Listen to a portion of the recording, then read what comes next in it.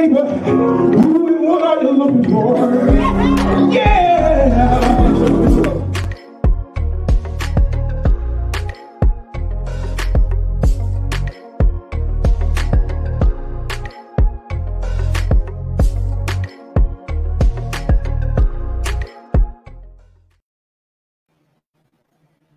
Hey, thank you everyone for joining tonight's broadcast. I got a special guest with me tonight.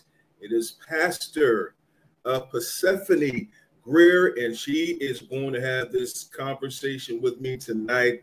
I know it's a very controversial discussion concerning a post earlier today that I put up.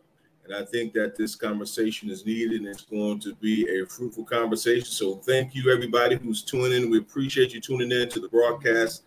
And once again, I am Elder Tomell Brown of Fruit Bear Ministries. Also, I am the founder of Single Saved with No Kids. And tonight, as I stated previously, we are going to have the discussion about women, racial differences concerning relationships with Black men. And so I know some people, as we were discussing this earlier, I know they had their candid opinions, they had their candid comments about how they felt about this particular subject. And so here we go, and we are ready to discuss it. Once again, so glad to have you tune in. Thank you, family and friends, for tuning in. Thank you, SS&K, for tuning in. Thank you, everyone, for tuning in. And so I'm going to go ahead, and those who did not know what this particular live discussion is stemming from a post, and I'll go ahead, and these are my thoughts. These are my thoughts and my experiences that I'm sharing. And once I read, and then I'll give Seth the floor to introduce herself, and then we would take it there from the discussion. But as I stated in the post, that white and Black women just differ when it comes to their mentality towards relationships with Black men. I'm just writing from my experiences and perspectives. These are relative thoughts, not universal for all white women or Black women. And as I stated, made the disclaimer that I hope this doesn't offend my Black woman, because I do truly love my Black woman. When I was younger, growing up in Syracuse, New York, around 13 or 14 years of age, I realized that there were young white girls that were attracted to me. I never was romantic with or dated a white woman, but I had them as friends. There was nothing that they would not do for me. Anything I needed, they were willing to give to me or help me. If I needed money, they would tell me all the time that they would give it to me. So I remember going to one of my closest friends' dances at his school, and he went to go see his girlfriend, which was a white girl, but didn't plan on dancing. And so we were in the lobby of the school, and a bunch of the white girls came out and surrounded us, showing us a lot of love, complimenting us how handsome we were, saying, you know, you guys are hot. You know, that's what they were saying to us while we were in the lobby. They even offered to pay our way into the dance. And they were hugging us and being very flirtatious, and we politely declined. But I'm sure we could have gotten away with doing anything we wanted to with those young white girls that night if we wanted to. And I'm just being as honest as I can be as a young teenager in what they were saying and what they were doing at the time. Mm-hmm. So I write all this to say, or I wrote it all to say earlier, that white girls, even young, were willing to do anything in their power to help me and please me. I greatly appreciated that mentality. However, when it came to most of the young Black girls, they felt entitled, like I was obligated to do something for them because they were pretty or I was interested in them. I had no problem pursuing them and showing them that I was interested by showing them nice gestures, but sometimes that wasn't good enough, you know, for the young Black women, young Black girls. Remember, around that age, it was a lot different. And so we didn't have much money back then. And so all you could really do was show through gestures and, you know, doing nice things for the ladies. And I just, you know, I didn't have a lot of money. You know, we couldn't buy them a lot of gifts. I did have a summer job and I had some money saved up from what my mother gave me when I was younger. So there was a big difference in how white women seem to treat black men. They make us feel like kings, like we are the most important person in their lives. And again, I'm not saying that there aren't any black women that make us feel the same way. But from my experiences, white girls and women are willing to go that extra mile to please you as a friend. And I can only imagine how a white woman will treat you as their man or lover. I've turned down a few attractive white women in my day because I'm more attracted to my black women. I'm more attracted to my black sisters. But from conversations I had with white women, they will do anything they can for you. And that includes most things sexually too. So they make it more about pleasing you than pleasing them. Of course, I think that that kind of love, care, and concern should be reciprocated, but some black women don't feel like that. And the key word is some. So the expectations of some black women are unrealistic, and they want you to give them the world while they do the bare minimum. So let me be clear. I know there are some black women who do have the mentality of teamwork makes the dream work, and it is appreciated. There are some loving black women that would also do anything for you. And I know that from experiences in dating black women, because I've only dated black women. However, I have to be honest and say that most white women who were attracted to me would do anything they could to please me. They would do anything to cater to me and make me feel special. And that's been my experiences as a young teenager. So I wish, and this is what the main theme is, I wish more of my beautiful black sisters had that mentality. And as previously stated, Pastor Greer, Pastor Seth, it has nothing to do so much with race. It does in certain aspects when we talk about history, cultural differences, things of that nature. But my main point of the post is about the treatment that I received. It's about treatment more than anything else. And so I'll go ahead and give you the floor, Pastor Seth, and let you introduce yourself. And then you can go ahead and share your thoughts as we continue this conversation. All righty. Well, hello, everybody. I am Pastor Persephone Greer. I'm the online pastor for Kingdom Culture Church that is based in Palm Bay, Florida. Shout out to Apostle Bird and Prophet Taj Bird. I am also the wife of my wonderful Black King, Clifford William Greer II. I love you, dear. Thank you for, letting me do my thing tonight. This was impromptu, but very grateful. I'll start by saying, and thank you, Tomell, also for having me during this discussion. We had some private conversation about this, and I'm grateful that that we have this opportunity to talk about these things. I'm glad that you mentioned that it wasn't so much about race as that it was about treatment. I'll go even further and say it's less about race and more about upbringing and environmental circumstances. Okay, just to give a little bit about my background. I clearly am a Black woman. I grew up in the hood for the first 25 years of my life and have subsequently lived in other hoods in different areas for, the continuing part of my life. I am what you would consider an outlier. And an outlier is someone that totally differs from the norm, the expectation, based off of their circumstances, based off of where they live, their economic status, all of that. I was raised by two strong Black women that were independent, not necessarily because they wanted to be, but because they had to be.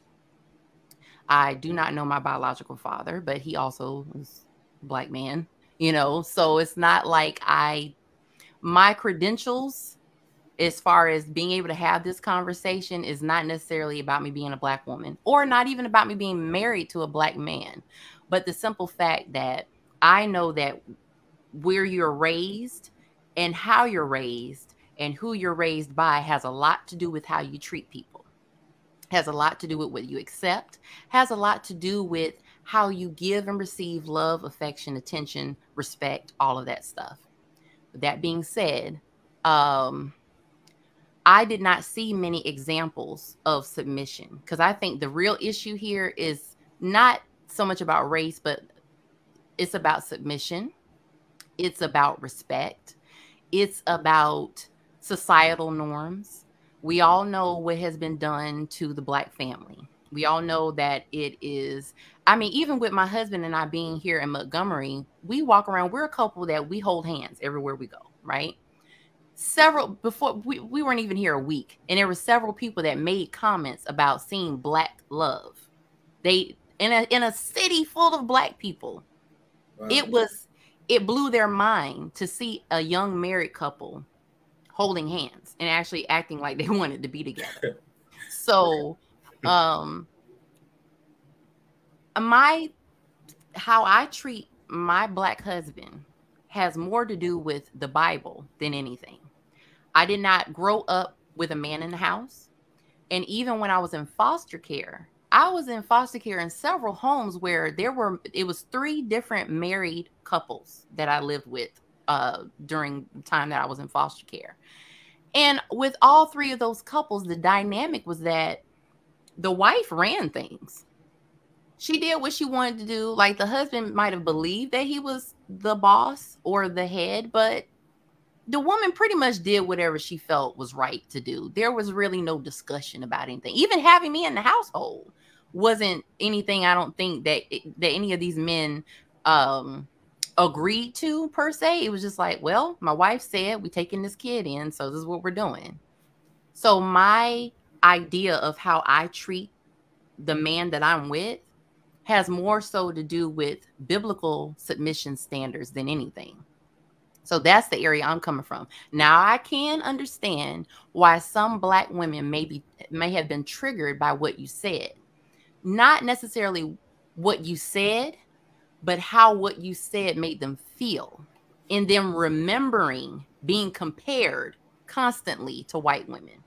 Not just because of how they looked and what they did and what they had, but in feeling like, okay, I don't really know a lot of guys that I respect. And then I have men coming to me telling me that I'm not good enough based on the fact that I'm not this girl, or I'm not that girl, or I haven't done this right, or haven't done that right. So I want to speak for those women without speaking for them, speaking for them without speaking for them, in saying that some of the reason why they may have felt triggered by what you said was because it was a reminder of every single time they were told they weren't good enough. Every single time they were told that they had to conform to society. We are having to enact laws now to specify that it's okay for a black woman to wear her hair the way it grows out of her head. So with all of those comparisons in the workplace, all those comparisons in the educational system, all of these, and it feels like I'm going like left and right, but I'm making the point that it's a broader issue than what it looks like. And a lot of times we're charged with looking past the reaction of someone and looking to the why, because a lot of times the reaction stops us from looking beyond that and seeing the why. And the reason why a lot of black women are frankly sick and tired of hearing black men talk about the comparisons to white women and even other women of other races is because where is a space where we ever are good enough? And a lot of us frankly weren't raised, like myself. I was not raised specifically to be submissive to my husband. I was not taught that. I was taught, of course, be respectful and everything, but I was taught generally to be respectful to everyone. I was not taught by my mother, by my grandmother, by my aunts, by older cousins, by anybody but the word of God, how to interact with any man that I'm in a relationship with. And even when it comes to attraction, you have the right to be attracted to who you want to be attracted to. There was a video on Instagram where it was like a young black man was asking, well, black women, how do you feel when a white woman, how, black men feel about dating white women? And the black lady, she cut in, she was like, we don't care. And generally speaking, we don't. When I see a black man with a white woman, it does not bother me. Even when I was single, it didn't bother me. Because number one, if a man's preference is white women, I can't compete with that because I'm not white. And it has to do with more than the look of a person, what the children might look like, how they're treated, all of that stuff. It's a broader issue. What black women typically have an issue with is when a black man that likes white women or likes the attention from white women has to down black women in order to justify his preference. If it's your preference, it's personal. Period. If it's your preference, it is personal. Period. I happen to like black men. Okay? My first boyfriend was a white boy. I had dated a couple of guys that were of other races. And yeah, that white boy treated me really nice. Nicer than any of the black guys that were around me at the time treated me like. But I believe it was based on how he was raised. He was raised in a 2-parent household. Presumably his parents had a fairly solid marriage. And a lot of the little black boys that I was around at the time grew up probably with a single mother, probably with a dad that was not in the picture or in and out of the picture. So there was no frame of reference there. So in a lot of the cases, when you were talking about how a lot of these black girls were acting towards you, their frame of reference was skewed.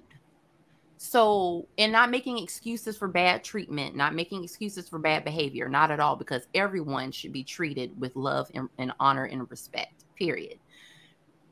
There are just cultural differences. I think we need to go beyond race and look at things culturally, because if you look at my relationship with my husband and how we interact with each other and how we courted and how things are with us, if you just looked at those things in black and white, you wouldn't even be able to tell what race we are. We act more like a couple that is not black. Based on what we have seen and based on what we have been around, and both of us, Cliff can say this as well, our childhoods, because of the schools that we went to, we're mainly around a lot of white people or people of different races other than black. I lived in the hood, but I was bused to an elementary school that was probably 80% white children. So I grew up around different things culturally. My mother would not allow me to speak slang when I was a child. My mother punked me full of education and information, and everything was PBS and the Discovery Channel and encyclopedias and all of this stuff. So I do not fit the stereotype of the typical black woman from the hood. I've had several people say, well, you don't act like you're from the hood. I'm not supposed to. You're not supposed to be a product of your environment if your environment is not conducive to your purpose. You're not supposed to look like where you've been. You're not supposed to look like what you've been through. You're supposed to look like who God created you to be. And when it comes to preference, God allows us to have preferences.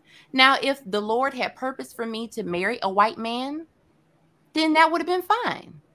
If God had purpose for me to marry a Latina guy, it would have been his will for my life. He knew that I had a preference for black men, despite the fact that I had dated men outside of my race, despite the fact that I had been attracted to men outside of my race. And furthermore, a lot of times black women are annoyed by the comparisons to white women, because it's like women that are like me that don't act like the stereotype the society pushes of what a black woman is.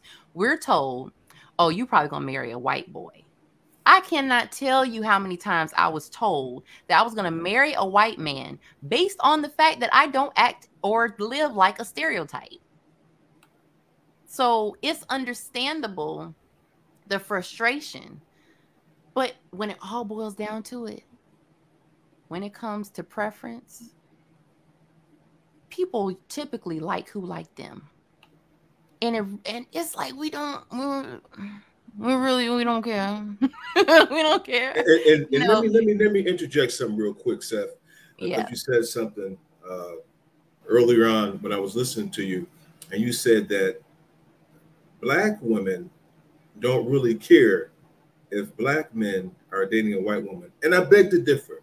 Let me tell you why I beg to differ with that statement. Is because some black women, they do care, and Yeah, they they have do. a serious problem with a black man dating a white woman. They And do. let me make this clear too as well, that when I was stating in my post about the young black ladies, the young black girls, when I was a teenager, how they had that entitled mentality. Um, I'm not saying that these black young ladies treated me badly or treated me poorly, but they just were not willing to go that extra mile and do the same things that these other white young ladies were saying that they would do for me.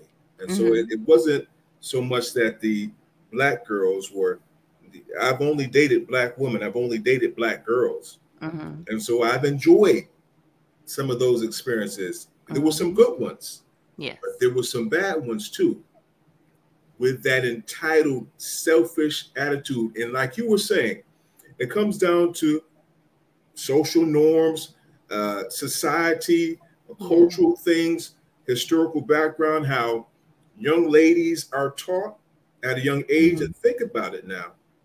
A lot of us come from single parent homes, right? Right. And so a lot of black women and men didn't have that father in the household many times to show them or to tell them what they should be expecting or what you should expect from a male, what's acceptable, what's not. Exactly. And just to be honest with you, and if we're going to keep it all the way real, and I'm not saying that this is totally true or the statistics are biased. You know, you can make a statistic look like something that you wanted to fit into, you know, depending on the data that you take from your interviews or the information that you're gathering. Right. But I know I don't have the statistics, but I know that a lot of white women and young white boys, they had two-parent homes. Yes. So they have a different mentality when it comes to, even we talk about poverty level and things of that nature. They had extra money, right? So they had this extra money to give, right? Because they had, you know, probably doing better financially. Right. Right. You know, there's different factors that can be factored into all of this. So many. That's what I'm saying. So many. And I understand exactly what you're saying. And so, and we wanted to get into this too, about the feelings of black women, because a lot of people thought the post, for some reason, was demeaning. And you broke that down because of the past, but that's where, you know, black women, period, need to be delivered from that a certain mindset of inferiority. Because, of course, if you've been told and compared to white women in different races and you never felt like you're good enough, that's something that you have to heal from as a black woman. And that also depends on your experiences. And it also, what factors into that as well, is the black men that you've been dating. Now, absolutely, if you've been treated poorly by a black male, okay, and you're going to have a different perspective. It's really the choices that you made with the person that you decided to be with if they didn't treat you right, right? Absolutely. If and you the have same thing with black men. Yeah. So if I was in a relationship with a black woman that was treating me wrong or treating me poorly, Mm-hmm. then that's my fault for Yes. choosing that individual. Or if Mm-hmm. I decided to stay in a relationship and still got poor treatment, but that's not me though. You know, Right. if things aren't working out, I'm leaving the relationship. Mm-hmm. So all these scars and all this bitterness and anger uh, from what they feel about, you know, black men and the choices they make with Mm-hmm. different ladies, that no matter what the race is, that really has a lot to do with your choices, and you got to own that. Men It and does. women have to own that. We have to own the choices Absolutely. that we made. Absolutely. And so if a man Absolutely. chooses a different race, and we talked about treatment, if somebody is treating you great, whether they're Mm-hmm. black, white, Puerto Rican, Asian, and another individual of your own race, black women, are not showing you that same love, the treatment and affection that you're given, if Mm-hmm. it's not being reciprocated, it's highly likely that you're going to go to the woman or the man that's treating you the best. Mm-hmm. Go ahead, Seth. I just wanted to drop that in there too. Right. You're right. There are so many factors that go into it. And I love the quote that says, go where you are accepted, not tolerated. And I also believe, like you said, it has a lot to do with your track record, your choices. I am a living witness that have not had the best track record. Okay. I'm the first one to be like, whoa, I've had some doozies there. Right, right. We all have. And in order to, because I knew the type of man that I wanted, I knew I had to be steadfast, because I could have settled for treatment that wasn't what I wanted, just to have a man that was black, just to have a black husband, have black children. Okay. In order to be found by my husband, I had to move 2.5 hours away from my hometown. Am I saying that there wasn't a suitable mate in Brevard County? No. I'm saying that my husband was not in Brevard County. So a lot of it has to do with environment as well.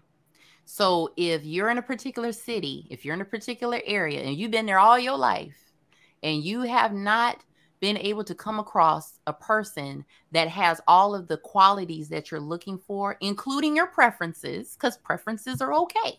There's nothing wrong with preferences. Then maybe you need a change of scenery. Maybe you need a change of environment.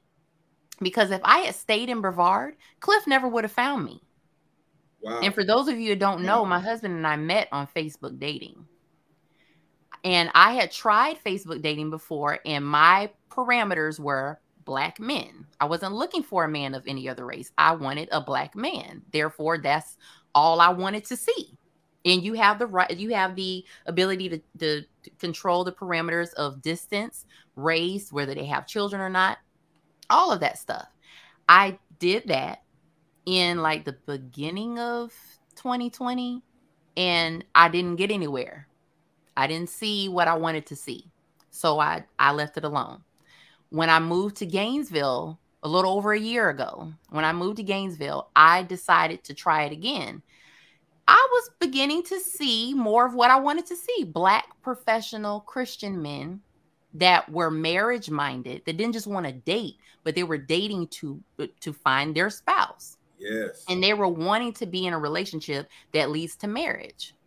So when I saw Cliff, I was like, this is the kind of guy that I wanted. You know, I was like, where have you been all my life? It was like, so Right. I'm a living witness that sometimes you have to have a change of scenery, and not only a change of scenery, but a change of mindset, because I couldn't be in Gainesville and still be having, Brevard problems and thinking that I was going to find something different. So it's personal growth, it's change of scenery, it's maturity, it's faith, it's being steadfast in what you believe and what you want, because the same comparisons that are made because I don't date white women, so I don't know, so I'm going based off of my experience, just like you're going based off of your experience. there are certain cultural things that I wanted, and certain marriage and biblical things that I wanted, that I was told I couldn't get from a black man. Wow. So I had to be steadfast. That's why I was told constantly, you're going to marry a white man, because only a white man is not going to try to have sex with you until he marries you. Only a white man is going to want to have babies with you after you become his wife. Only a white man is going to hold doors open for you. Only a white man is going to support the household and you take care of the children and have a more traditional setting. I was told that. And I'm sure I'm not the only black woman that was told that the things that you want, baby girl, you're not going to find in a black man. You're not going to find in a black man in church. Seth, let me eat something up real quick. Let me eat this up. Okay. And let me tell you, I grew up in Syracuse, New York, so it's about 60% white in school system, maybe 40%. Most of the black people from the inner city, you know, different projects, different outskirts. And I had conversations with white men. Now, we talk about, and you made a great point about the waiting for sex to marry, and you were told different things and things of that nature. And you know why a lot of black women, you know, when you talk about the sexual thing and having sex, you know, before marriage and things of that nature, white women are doing it too. And sometimes what happens is when you do have the sexual intercourse, you know, some women, you know, of course, they end up pregnant. You saw some, you know, young teenagers and those growing up or from middle school to high school, you know, young women get pregnant. But there's, and you know, when you have a conversation with me, I keep it 100% real. Now, there's certain forms of sex that white women were having with their white men or other and black I'm aware men of what you're talking about. that they were doing. That's That's why when we talk about these things, and that's why there's no showing of babies, you know, and things of that nature because of the different forms of sex that was taking place. Now, and I'm keeping it very PG. So if you look at that too, now these white men ain't waiting for marriage. They just ain't got evidence of those babies or evidence of what they've been doing because they've been doing other things. And we know people be and doing other and stuff. so what I'm That saying is doesn't. that is definitely a myth, right? Yeah. That's a myth. Yeah, I And was telling you so- what I was told, not what I believe. That was what I was told. So I just wanted to break that down because if anybody is believing that, oh, there's reasons. There's reasons now. You may think there are a lot of people in the church that are creeping. right. That think people ain't gonna find out they're creeping because they're not. There's no baby. Right. Yeah. So yeah. I feel you. I just wanted to put that out there because that's what white women have been doing for years. Well, white girls, as far as what they told me, conversations that I had with young white teenage boys, and they had no reason to lie. Right. They had no reason to add anything. And I know they weren't lying because of the same experiences that they could have had. I could have had the same ones. Right. You know? So it's, I mean, this is an onion. It's so many layers to it. And the main reason why I wanted to have this discussion with you, why I wanted to be involved in this discussion is because, you know, being someone that was always told that I was going to be with someone white simply because I wanted something biblical was weird to me. It was weird to me when it first started. And, you know, it goes into so many different realms. Yes, there's economic differences. Yes, there's societal differences, cultural differences. At the end of the day, it is okay to have a preference. It's okay to want something different than what people tell you is okay to want, as far as like who you date racially. Who you date does not have to look like you, does not have to have the same skin tone as you, skin color as you. Where the offense takes place is where there are a lot of white women that feel like we got y'all men and we got this on lock, you know. And then there are black women looking like, we don't care. The black men that y'all have, we don't want because they don't want us. This is the whole thing. This is why I said that a lot of us really don't care because we don't want to spend our energy on someone who doesn't want us. Yes, there is bitterness there. There is some bitterness there. There is some anger there. And this is why I was talking about going beyond the response and figuring out the why. Because once you get to the why, then you can say, okay, the reason why you acted this way is because of this. Now, what do we do about it? Because that's where the comparisons hurt. That's where the feelings of inadequacy come in, and the men being treated as though we're less than because we don't do certain things or act a certain way. Cultural differences are fine. If what a black man wants from a particular woman is what he wants and she happens to be another race, it is what it is. But to put all of the, and I'm not saying you did, I'm saying that there are some black men that put all of the emphasis and all of the difference on the fact that her skin is a different tone than his. It's troubling, you know? So it definitely is a case by case type thing. And you had every right to share what your experience was. You had every right to say what your opinion was based on how you were treated, because it was your life, your experiences, people interacting with you.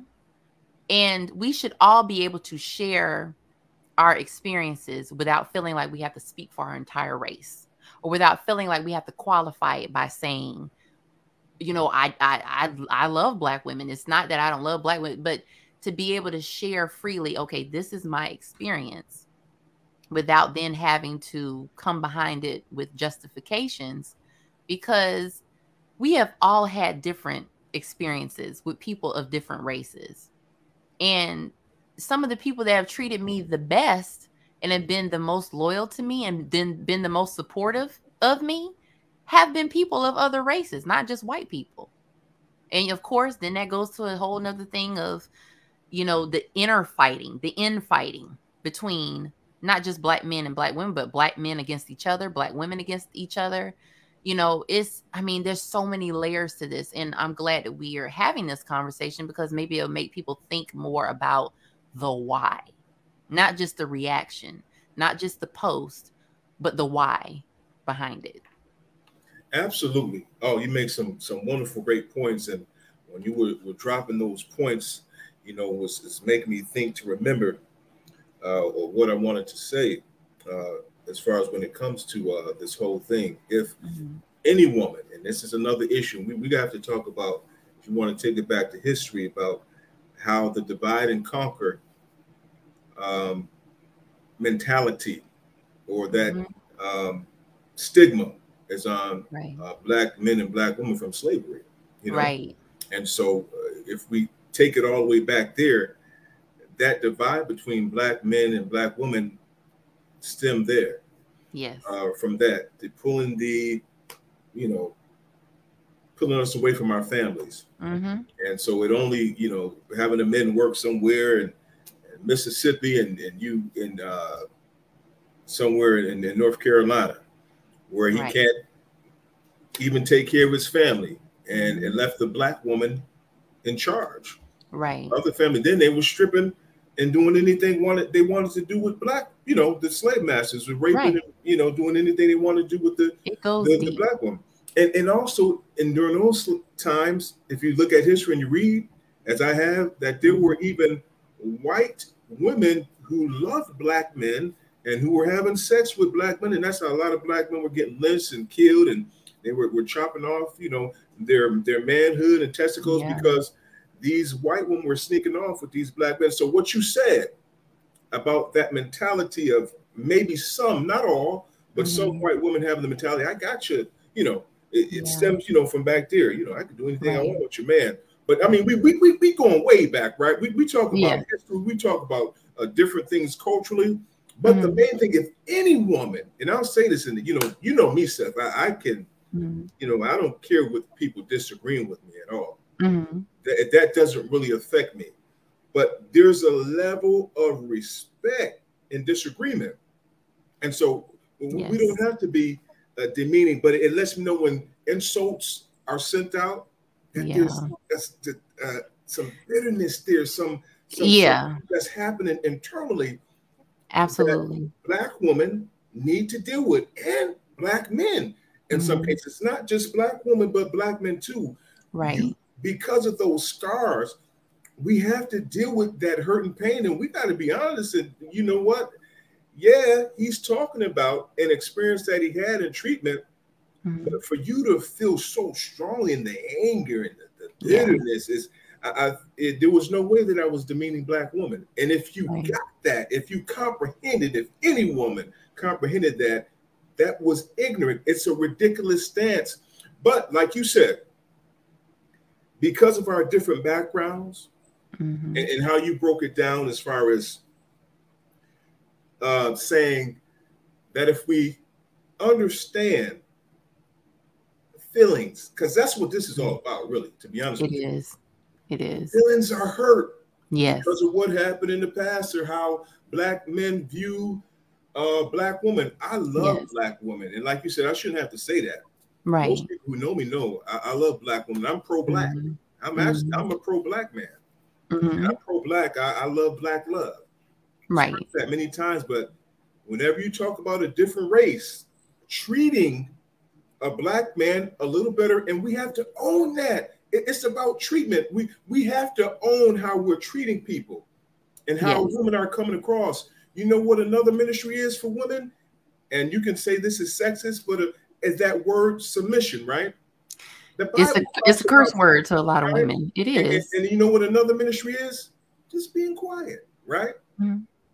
It's not so much what you say, right, as a woman, it's how you say it. And when we Yes. always, as Black men and women, as we're discussing things, men don't like this. Let me tell you, men don't like masculine energy coming from a woman. Mm-hmm. You know, when they're from the way they talk to you or their talk. Usually, if a Yeah. man and another man is talking aggressively to one another, after a certain amount of time, it's time to, hey. And that's Tough. where the word of God comes in. Right. Conflict resolution skills. And see, Yes. that's the difference. That's the Right. difference, not just in the way. I'm not saying that white women are not that way. Mm-hmm. Very bold, they're gonna, I love a woman who has a backbone. And men Right. need to know, as a Mm-hmm. man, men need to know when we're falling short. We can accept that. Exactly. But it's how you're coming to us and saying it. And so Right. that's something that's not appealing to Black men. I don't think that's Mm-hmm. appealing to any man. Any When man. you're having a Correct. conversation and you're talking to a man with this masculine energy, or Yes. belittling him as you're talking to a child. Yes. Now, that has happened in some cases. I am blessed. I've had Mm-hmm. some wonderful women Mm-hmm. in my life that I've dated in the past, wonderful women. Right. Things didn't work out for various reasons, Mm-hmm. but it wasn't because the treatment was so poor or things were so bad. Just different preferences with kids and children and how you want to govern your life as a saved person, different lifestyle issues. Right. So for people to make assumptions that I hate my own race and hate Black women is ridiculous. Yes. It's ludicrous. But like you said, Steph, and I love what you said, comes from a place of deep seated hurt and bitterness. And we got to get healed. Black men and women got to get healed, because these conversations like this, for people to be really hurt, and I know things are heated. Things are, you're going to have heated conversations, right? Right. It's going to happen. Right. Before it get to that Same level. the insults is unnecessary, right? Right. But it is what it is. Go ahead, Seth. I just wanted to drop that in there. Right. Yeah, you're right. It has a lot to do with the way things are said, and this goes for anything, but especially in dating and in romantic relationships. Who you have a romantic relationship with, that should be the person that you feel the safest with, especially in marriage. um, you learn how to say certain things to someone based on who they are, based on their personality. But generally speaking, like if I and again, it has a lot to do with how a person was raised, how a person, where a person is, their environmental status, even after they're an adult. Because yes, when you're raised a certain way, you can then, when you're an adult, decide you want to be a different person. But if how you're raised and how you are, or where you are economically, where you are environmentally, if that's still the same place, you're going to have the same mindset. So it's definitely personal responsibility, and it's individuality, and also taking things on a case by case basis. Sometimes people are triggered by certain things that are said by someone because something very similar was said by someone that meant bad.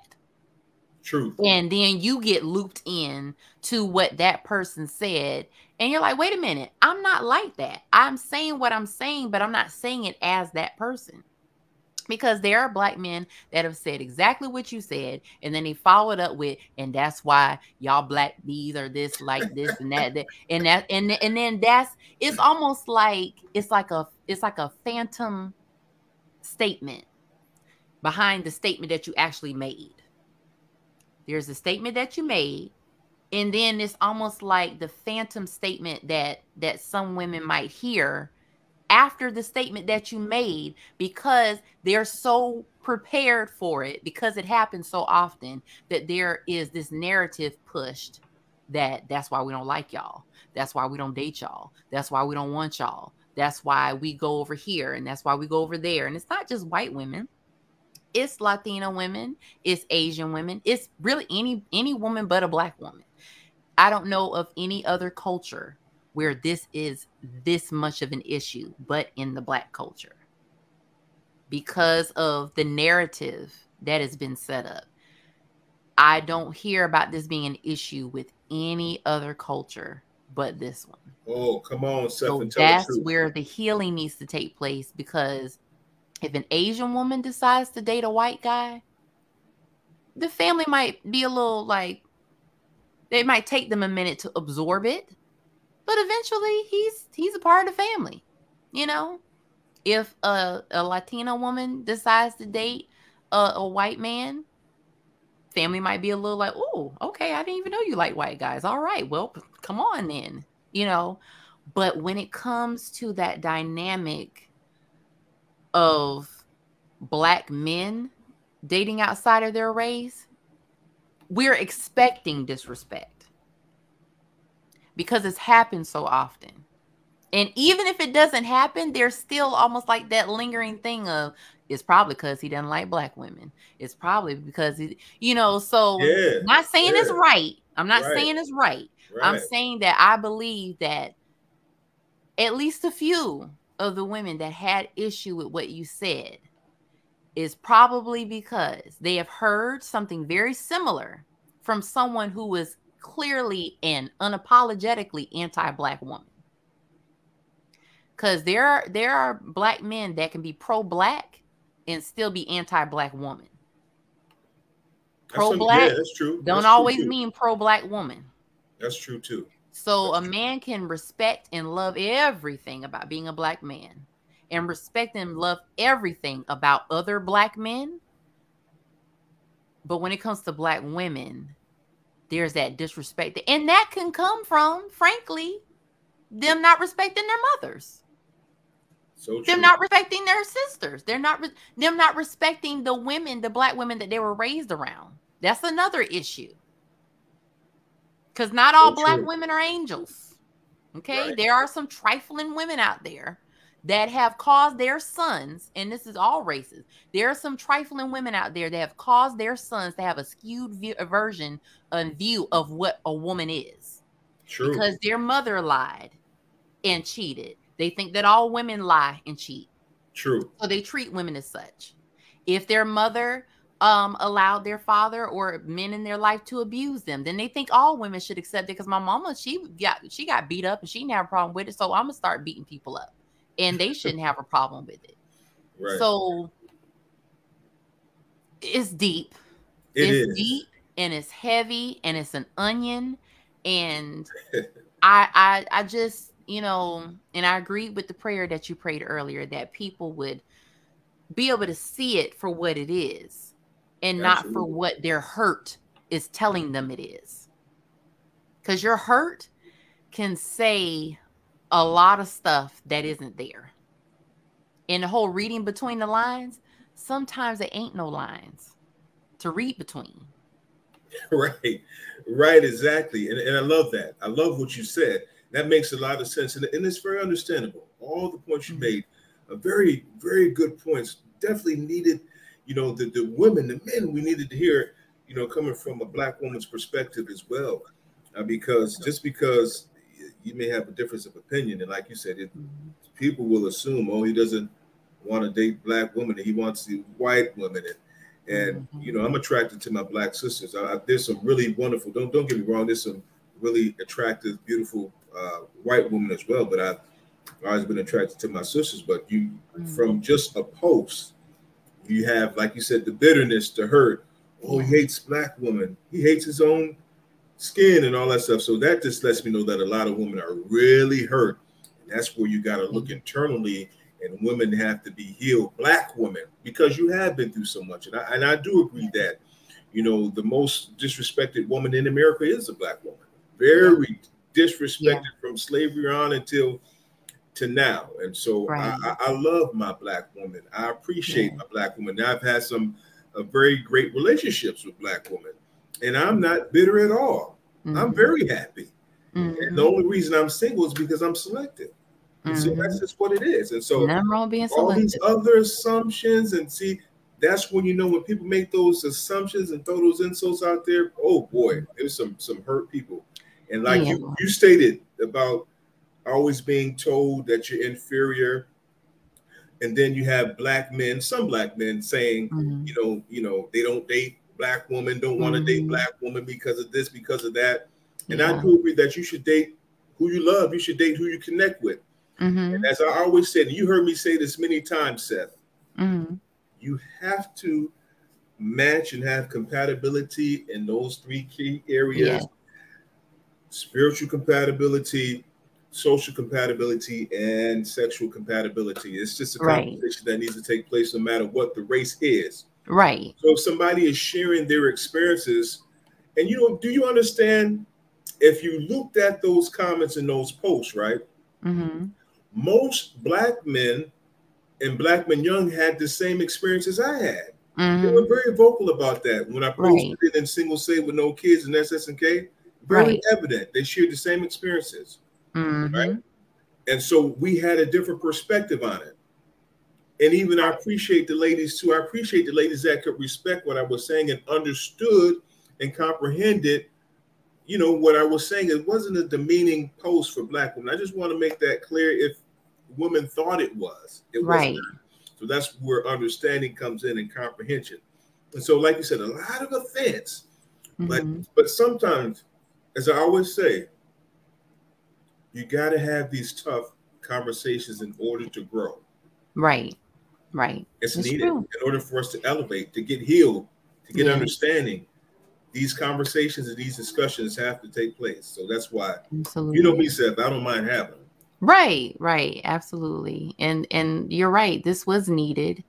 And, hopefully this creates further dialogue about why we feel the way that we feel and what the reasons are behind it. Because until we get to the why, we can never figure out how to solve the problem. But because there's that hard stop right after the reaction, right after the response, and it stops right there, and the war takes place at the point of response. And if we can get past the war zone of response, oh my God, we can really have some conversation. But it's going to take maturity. It's going to take patience, because there are some people that have been through way more than we have. And it's going to take them a little bit longer to see certain things, not to agree with us, but to just see. Because see, the thing is, people always want to assume that because I can see where you're coming from, that means I think you're right. And it's like, you can see where someone is coming from and still disagree with them. There's a way to do it without demeaning someone, without insulting them. Once you get to the point of personal attack, you've already lost whatever battle you were fighting. Because then at that point, you just going for blood. And you're not even trying to see the issue. That's the difference between a debate and an argument.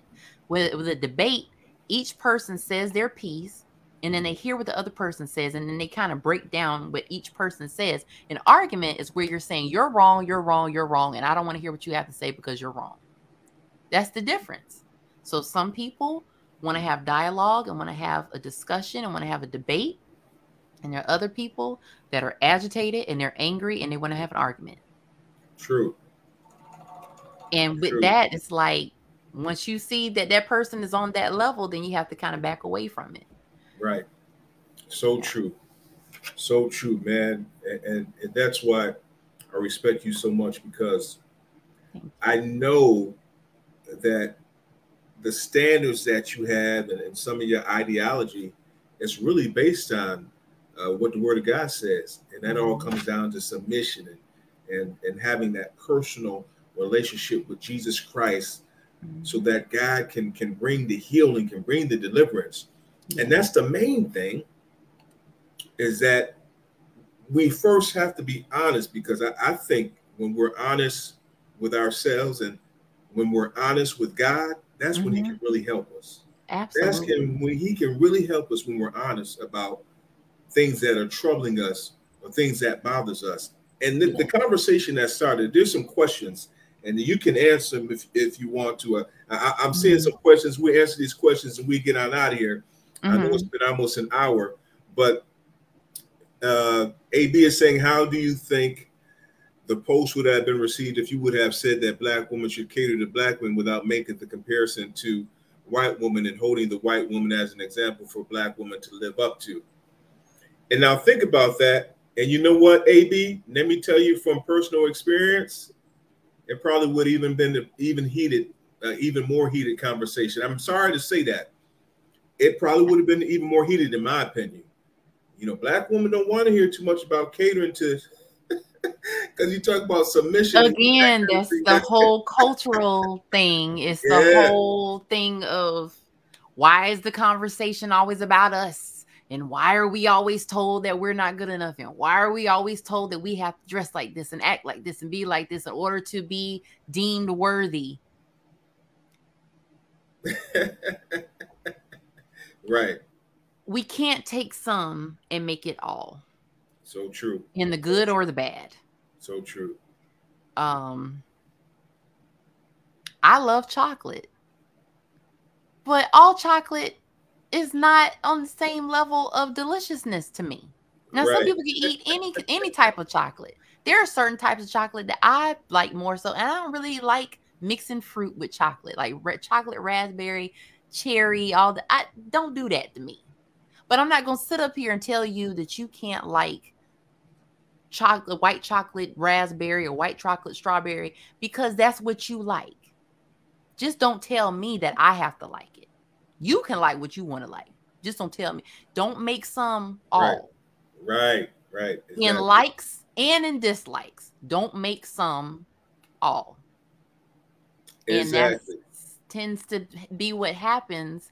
Again, if it were Black women should cater to Black men, then the conversation, well, what are y'all Black men doing for, it's always gonna be battle some that it's battle of the always sexes. A bit back and forth. It's a battle of the sexes, even in the group discussions. It's a battle of the sexes, as I stated before, and you make a great point, is if I say that I had a bad experience with a lady or another man puts a post and say, I had this experience with this woman. She really hurt me. She really did me wrong.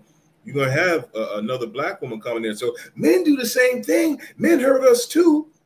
But we got to start having accountability for owning our own things that we've done. We got to own our own actions. And that's one thing that I can't get with. And this is a mentality too. And this is a mentality that I can't get with here. Why do you need to tell Black women anything? It's not that we need to tell black women anything, but are black women ready to accept what we have to say from our perspective and our truth, right? Yeah. You know, if you really want to know what a black man thinks or what a black man wants and needs, listen to a black man. Why are you not, why are you listening to black women, right? Because if you're Right. asking us what we really need, and if we're trying to figure out what you know you want, we have to ask you. We have to find out from you, the black woman. Right. What do you need from me? What do you need that's gonna make me happy, right? And that comes in Right. spending time with one another. You just learn things, but we can't read each other's mind either. Right. And Right. so we can't make assumptions. So sometimes we have to have the conversations, baby, what Yeah. do you need from me? What, but if you're Yeah. not, how are you going to, you know, I know a lot of sisters do that. Oh, girl, that's right.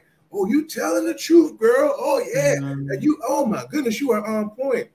And the black man and myself is telling you, Yeah. this is what happened. This is what we want. Black men don't think that way. Black men don't like that. And Right. you still going by your feelings of what you agree with what you, it's an individual affair and situation when it comes to these relationships. It's an individual experience as far as Yes. how you were treated and what you desire. Everybody desires different things. But if Right. you're not going to listen to what a black man has to say, he's telling you a lot of women always say, some women, I'll say some, let me make that disclaimer. Some women say, black men won't open up to us and tell us how they really feel. But when we do, attack, attack, attack. Yeah. No, no. And this is, you're going to disagree with me, ladies.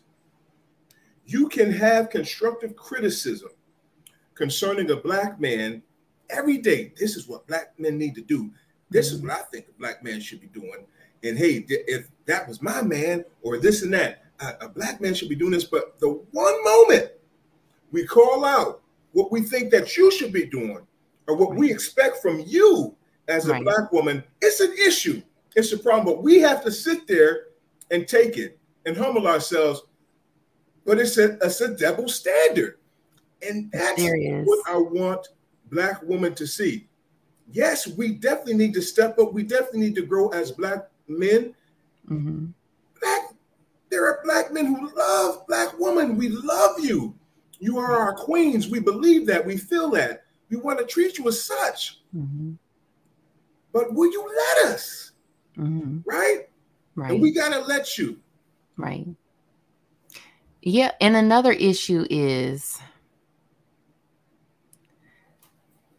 an expression of desire is not an indictment on your personality. A person should be able to express what they need without it being seen as an indictment on of everything of who you are. Right. You have to learn and get different perspectives from different people. I don't want to get news from the same source all the time. I don't want to get information from the same place all the time because after a while it becomes tainted. So if I want to know what black men think, I'm not going to ask just one black man. I'm going to look at the perspectives of different black men from different backgrounds, different economic statuses, all of that stuff. And because from what I remember from being in the group, because it hadn't been too long since I've been in the group. I've only been married a couple months. Right. I remember wanting to know what men think.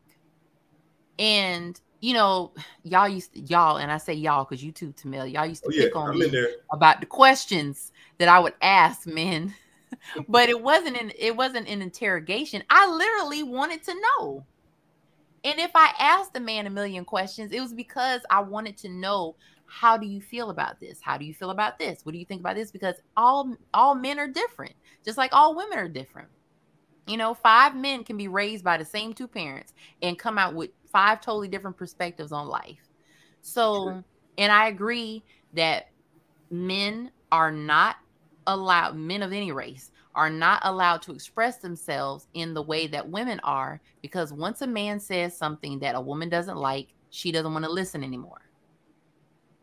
But if a woman says something that a man doesn't like, oh, he's got to listen to the whole spiel. He has to listen from the front cover to the back cover. He has to listen to everything. And it's not fair. It is a double standard. Now, those of you that know me know that I hold women to task just as much as I hold men to task. I do not pull punches when it comes to saying as a woman how I feel women should act towards men. You know, not saying that they should accept abuse or disrespect. I'm talking about two people that are grown-ups, that are mature, should be able to hear each other out without it becoming a battle of the sexes, without the woman feeling like she has to speak for all women, without the man feeling like he has to speak for all men. It should be balanced.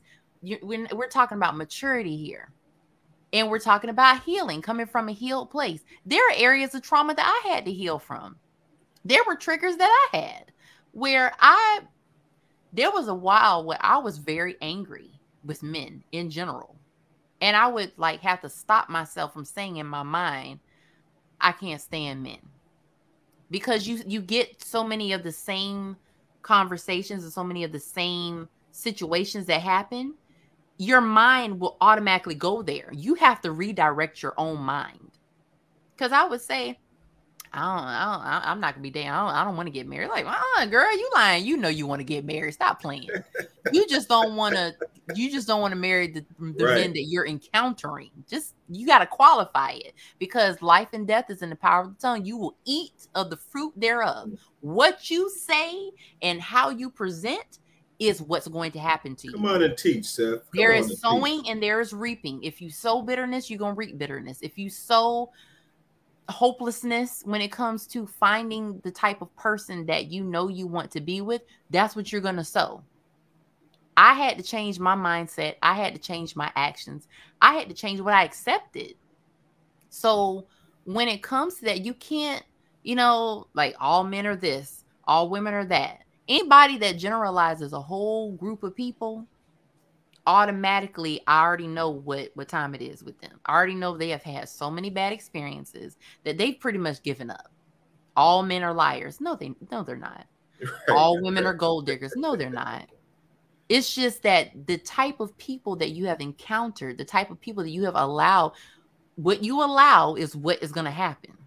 That's right. So there are some Black women that have allowed some mistreatment by some Black men, and that has caused them to anything a Black man says that is not exactly what they want to hear feels like an insult.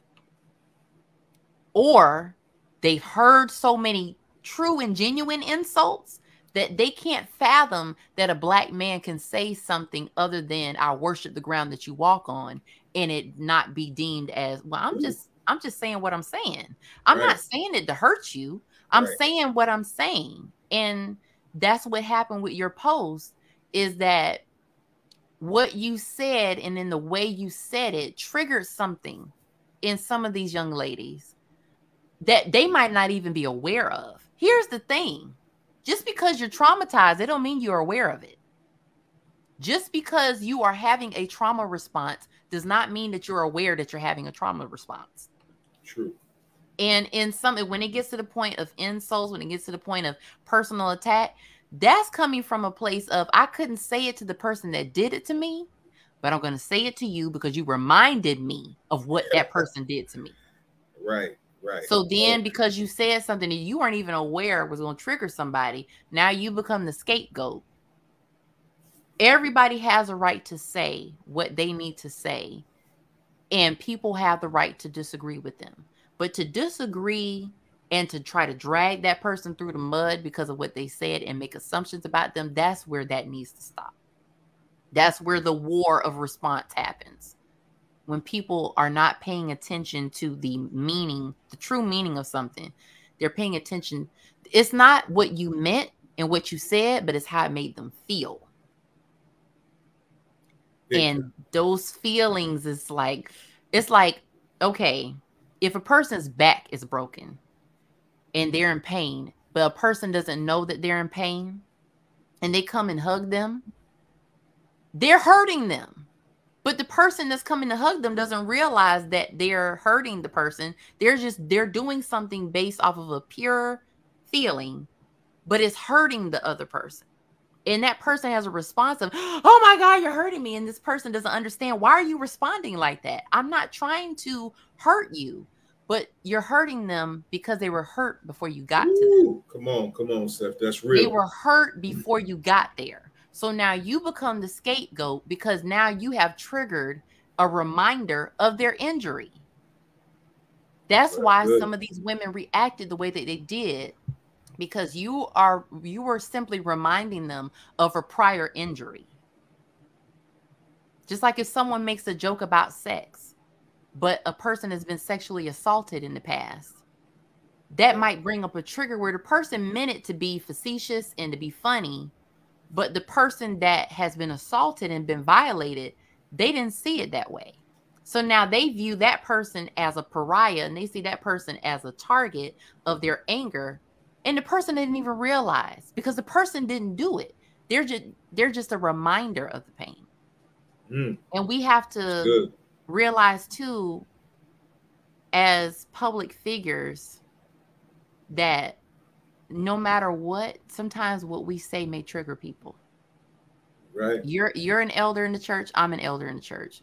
We both know that we both have said things that people have taken the wrong way, and we didn't mean it that way. And now they look at it every time they see our post and be like, oh, there they go. Let me scroll past. Oh yeah. We don't. And here's the thing: we don't know how many people in this world we have offended. True. That's true. By simply saying something that is a preference, something that has nothing to do with the gospel, has nothing to do with anything, just regular life. We have offended some people. So I say to you that just take this as something that happened, but not something that is. It happened, but it doesn't have to stay happening. Move on from it. You have said what you needed to say as far as making sure that people understood that you meant it in the way that you meant it. But don't let this moment quiet you. Because sometimes things like this happen to public figures to quiet them. True. And the enemy does want to silence you because you have a lot of power. You have a lot of power and you have a lot of influence. And all it takes is just one controversy sometimes to shut a person's mouth. So my prayer for you is that it doesn't shut your mouth, and that it makes you more aware of what you're saying, and that what you're saying may trigger certain reactions in people, but not to make you close your mouth totally and never speak, because you have so much to say that needs to be said.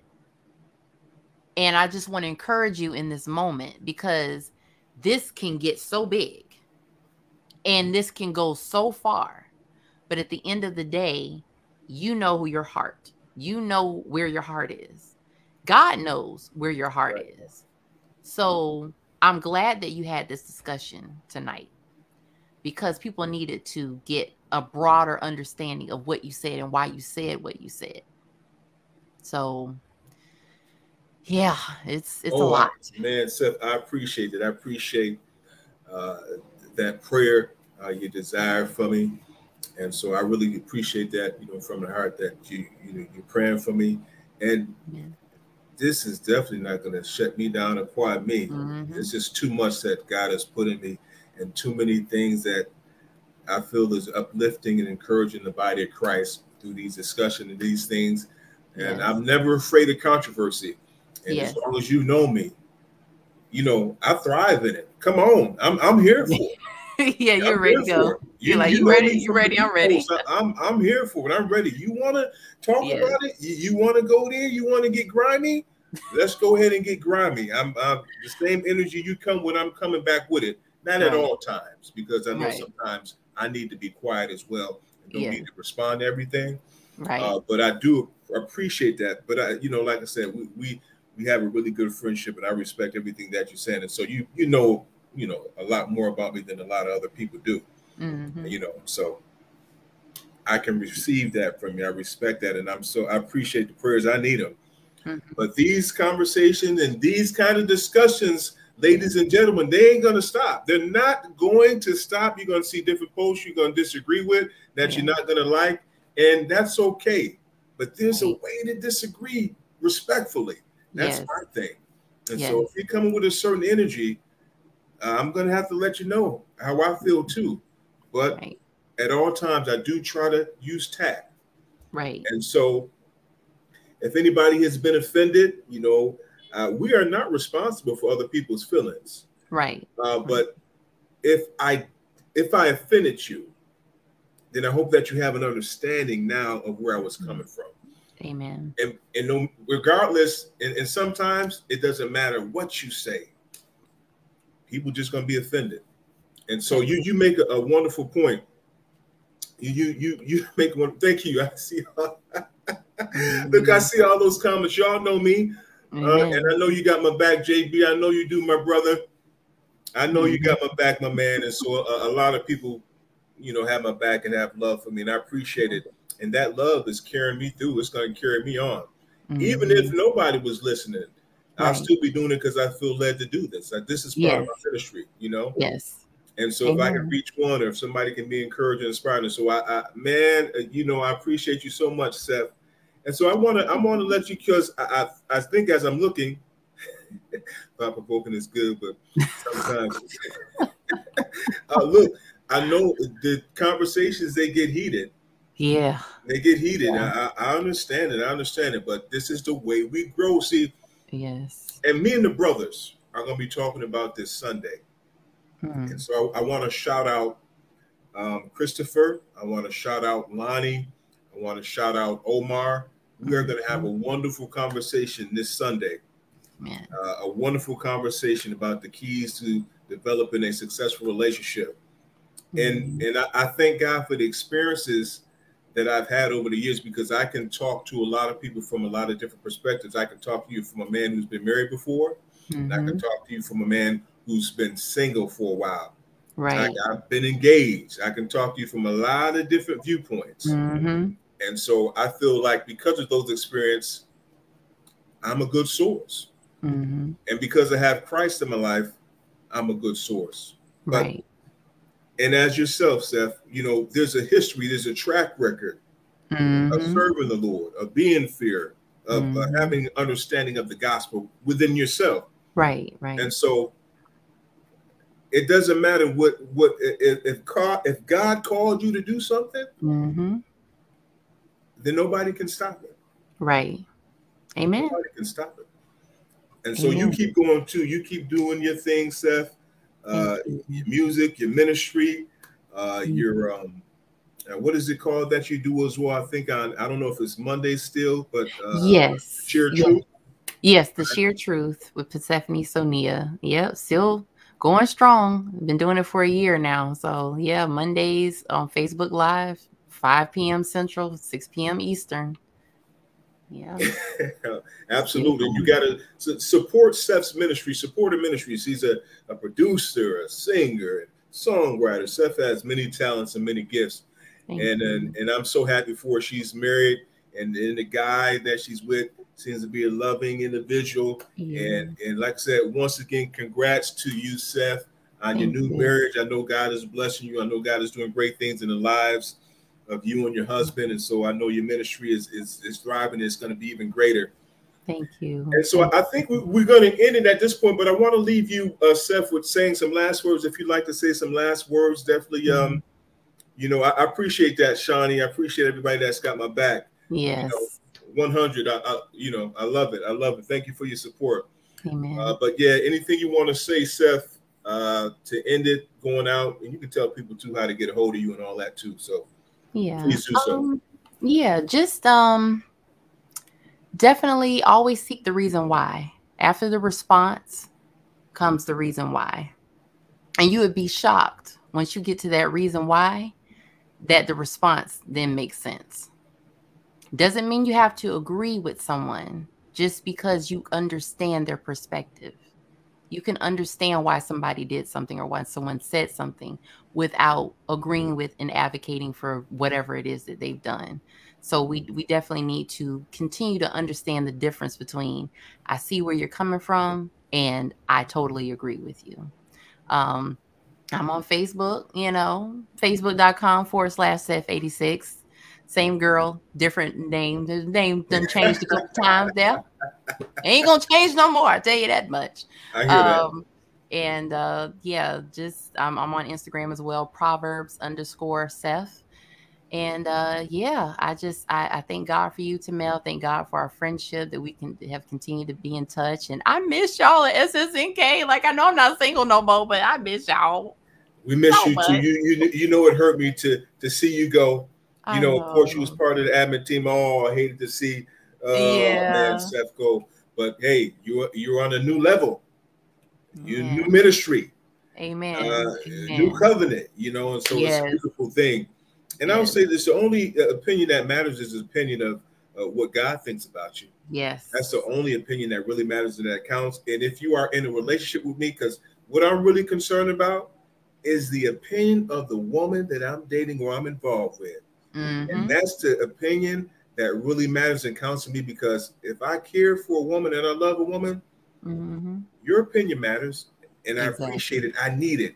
And all these other opinions, it's cool. Right.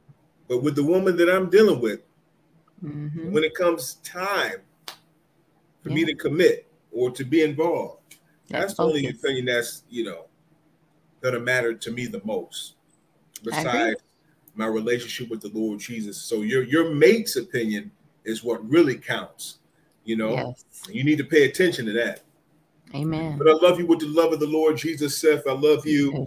Everybody who tuned in, thank you so much for tuning in. I appreciate you guys. Thank you, SS&K, for tuning in. Thank you, family and friends. Thank you, everybody who's shown me love, has my back, been supporting me.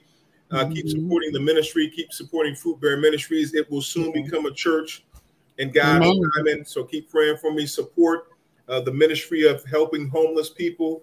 Definitely support, donate to Fruit Bear Ministries, because we are trying to help families that are having hard times financially and are facing homelessness. So please, if God lays it down your heart, support that. Amen. All right. But I love you guys. I love you all with the love of the Lord Jesus. And tune in Sunday now.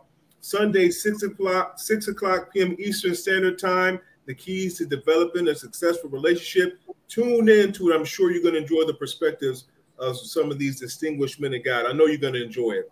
So God bless. Love you all with the love of the Lord Jesus. Thank you so much. All right, Seth. Love you, bud. Bye.